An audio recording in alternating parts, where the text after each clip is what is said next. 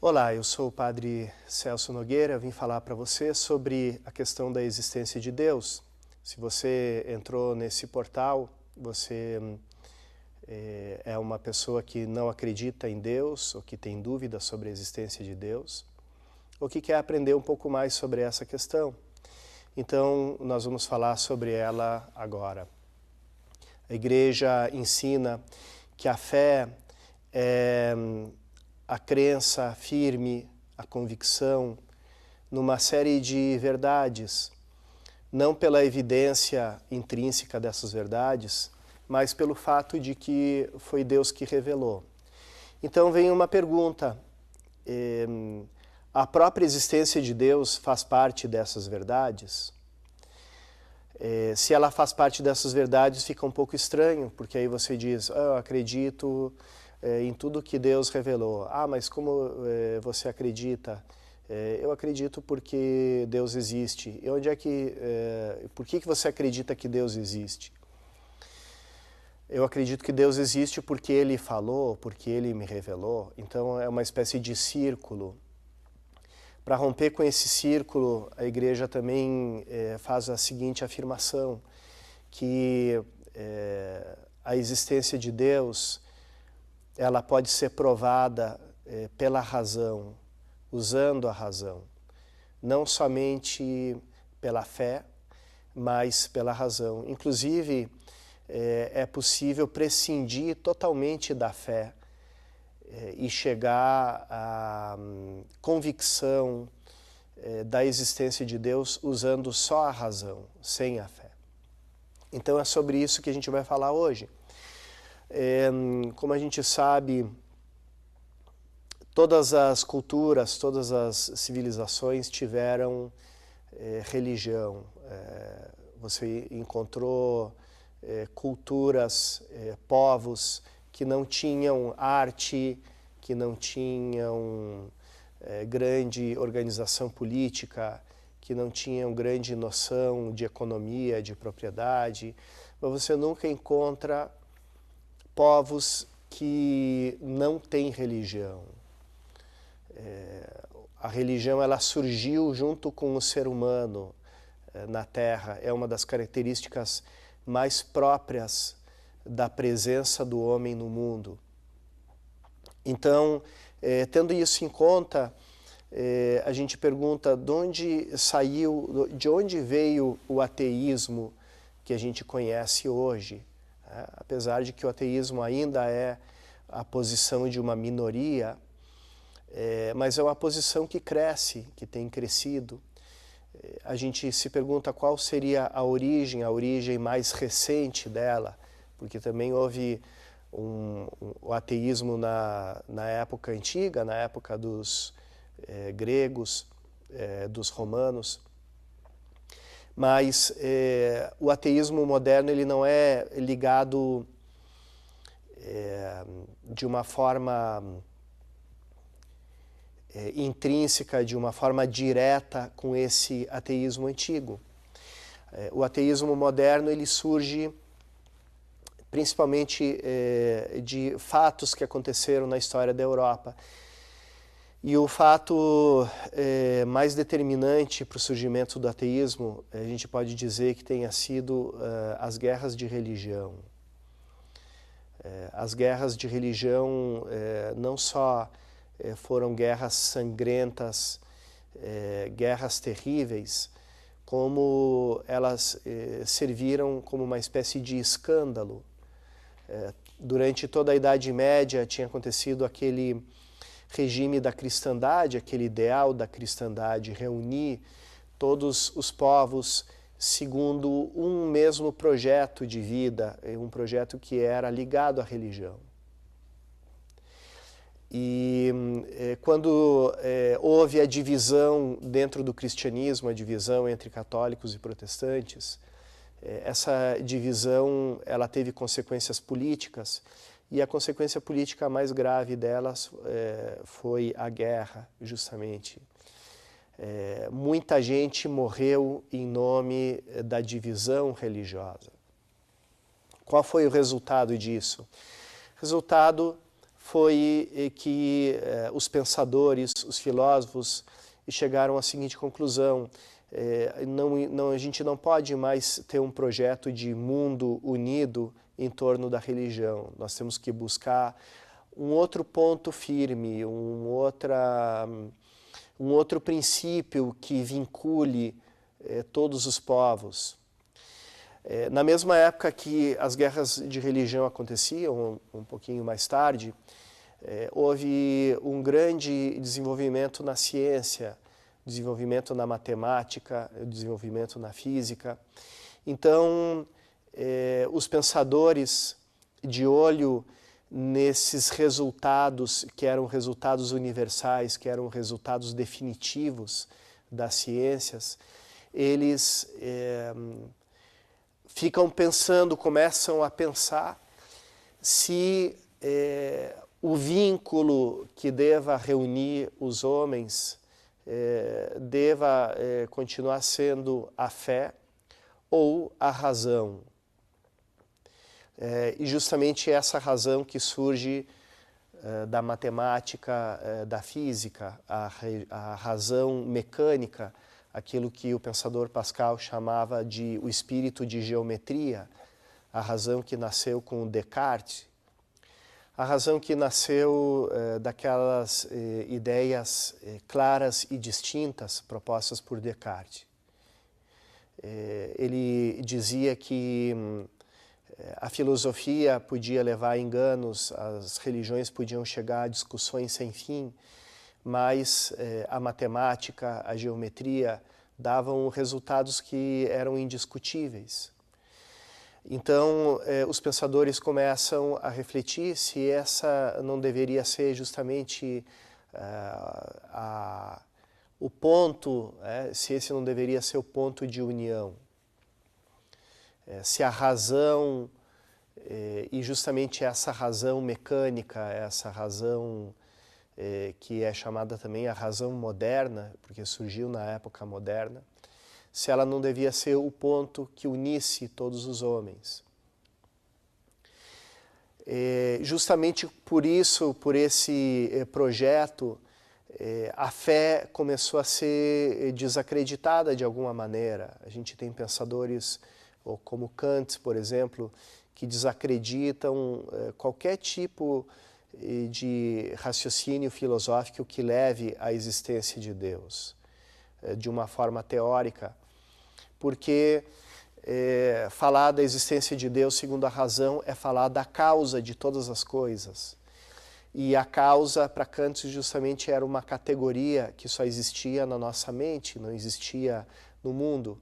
Então ela pode ser aplicada para coisas que existem, para coisas concretas, coisas que podem ser experimentadas e medidas pela ciência, mas ela já não pode ser aplicada para coisas que vão além do que se pode experimentar, e esse seria o caso de Deus. Um pouquinho mais tarde, junto desse positivismo científico, desse exclusivismo da ciência experimental como fonte de conhecimento, surgiram também os chamados mestres da suspeita. Entre eles a gente pode citar Freud, que falava sobre Deus como uma projeção da figura do pai, uma projeção inconsciente da figura do pai, que mantinha os homens numa espécie de infância psicológica. Então era necessário matar o pai para chegar à verdadeira maturidade. Também a mesma coisa um pouco pensava Marx. Marx, toda a ideia de Deus que ele trabalha é tirada de um outro filósofo chamado Feuerbach. Feuerbach, ele considerava aquela teologia protestante de que para engrandecer a Deus é preciso esmagar o ser humano, é preciso diminuir, humilhar o ser humano. E Feuerbach dizia, não, na verdade, nós temos que fazer o contrário. Nós temos que diminuir a Deus, eliminar a Deus para poder engrandecer o homem. Porque é o homem que é realmente onisciente, onipresente. O homem tem todas as características de Deus. Deus é uma projeção do homem, mas uma projeção que aliena o homem. Então, para que o homem possa tomar posse de novo dessas suas características, dessas suas qualidades, ele precisa se desfazer da ideia de Deus. Depois tem Darwin, o darwinismo. Darwin não era ateu, mas o darwinismo como ideologia se tornou uma ideologia ateia, porque universalizou a ideia da seleção natural como um princípio que organiza o universo inteiro. Então, esse darwinismo ideológico, ele chega à conclusão de que o mundo só precisa do princípio da evolução, dos princípios evolutivos. Ele não precisa de um outro princípio, ele se auto-organiza, e dentro de um mundo auto-organizado, de um mundo que surge por si mesmo, não existe espaço para Deus, não existe espaço para um Criador. Todos esses desenvolvimentos da ciência levaram a um estado de euforia e a um estado de crença ingênua na ciência. No final do século XIX, os homens pensavam que podiam prescindir totalmente de qualquer princípio espiritual e pensavam que a ciência, que a razão e a razão científica iam ser as grandes fontes do bem-estar da humanidade, do progresso, do futuro, que o homem liberto das amarras da religião, guiado por essa razão moderna, por essa razão mecânica, científica, ele poderia chegar ao progresso que ele sempre tinha querido instaurar no mundo e nunca tinha conseguido. Era um pensamento ingênuo, pensamento de que a ciência ia poder resolver todos os problemas e ia responder todas as perguntas da humanidade. Dentro desse ateísmo eufórico do cientificismo do século XIX, houve uma única voz que discordava, que era a voz de Nietzsche, outro ateu famoso. Nietzsche dizia: Deus morreu, Deus foi assassinado na consciência da Europa. E esse assassinato de Deus, ele só pode dar origem a uma coisa, ao caos, à barbárie, à destruição da civilização. Então, enquanto todos festejavam, pensavam que essa era sem Deus ia trazer o progresso da humanidade, Nietzsche parecia ser consciente de que ela ia, na verdade, supor uma grande desgraça para a nossa civilização. Nietzsche foi uma espécie de voz precursora de toda a crise que ia acontecer nesse pensamento ingênuo, nessa esperança ingênua na ciência e na tecnologia. Toda essa ideologia foi colocada em crise,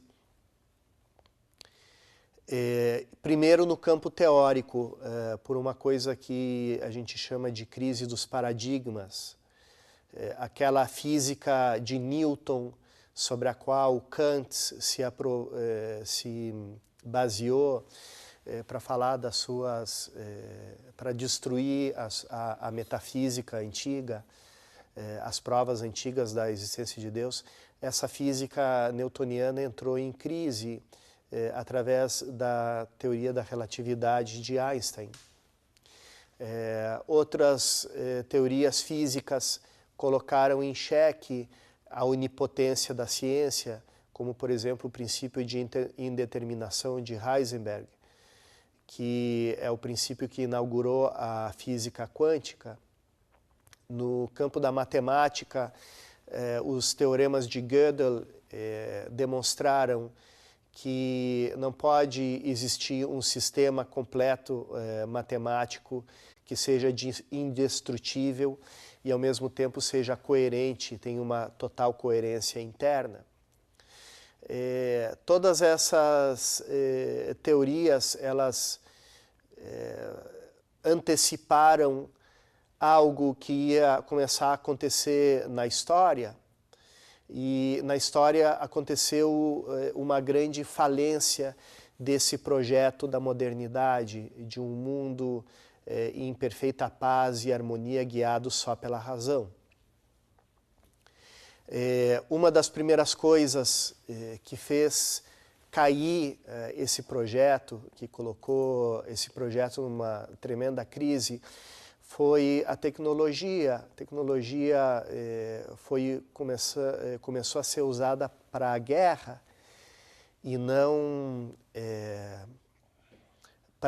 simplesmente para promover o progresso dos homens. Depois, no campo das ciências sociais, tinha havido essa esperança nas engenharias sociais. O darwinismo, a ideia da lei do mais forte como princípio que guia a natureza, ele foi transformado numa ética, foi aplicado para o ser humano. E como se estruturou o discurso darwinista como ética, ele se estruturou basicamente como o racismo. Quer dizer, no mundo existem povos que foram capazes de progresso, que foram capazes de civilização e outros não. E isso quer dizer que alguns povos são mais aptos que outros.